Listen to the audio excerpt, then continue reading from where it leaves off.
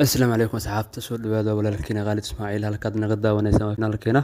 fadlan haddii aad ku cusub tahay subscribe noo saar siina share garay mahadsanid waxaan soo qaadan doonaa barnaamij oo bahdil ah loo geystay marshaale yare bahdilkan waxaa u geysanaya haddii aan ku sheegmo way aaminaysa laakiin waxa waaye xaqiiqada waxay tahay bahdilkaas waxaa geystay Catoosh waxa weeyaan shalay asiga baana maanta haddii uu baahida ka baxay ma ahan inuu marshaalo ku jeeso horta waxaan rabaa inaan xooga aan idin sheekeeyo sheekada aan igaga sheekeynayaa waxay tahay horta Soomaalidan waxa weeyaan dadkeena way maamaahan caalamkana waxa weeyaan wax baa lagu arkaa tusaale caalamka markaan ka imaano dadkeeni waxay ku maamaahan jariir dakhli hela walaalkiis buu ku gumaadaa waxaan wax ma cuninaadan walaalkiis buu ku gumaadaa Soomaa marka waxa weeye Catoosh shalay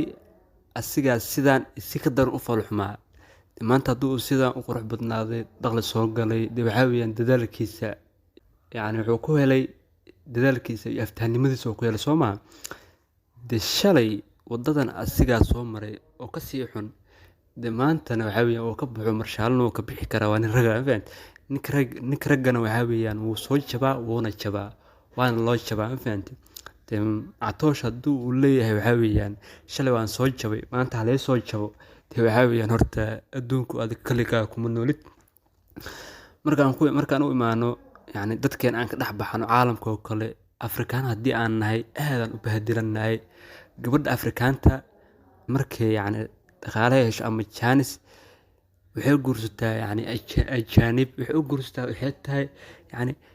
midabka walaalkeeda way ka faanaysaa waxay leedahay Afrikaan waaye nacas waaye doqo waaye waxaan la yaabanahay ma Afrikaanteena bahdilan mise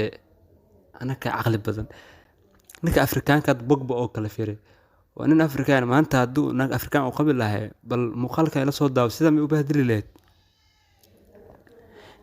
muuqaalkan waxa weeyaan oo Pogba wuxuu qabaa naag cadaan ah waxay sameynayaan inay muuqaal telefoonka inay qabsato waxay u tirinayaan waxay leedahay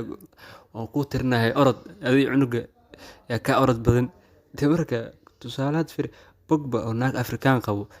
ma kula tahay in uu muuqaalkaas uu la duubi lahaa lama duubi lahayn marka waxaan ogaanaynaa Afrikaanteenu markaan dhaxdeena aan isku jirno aan isku gumaadnaa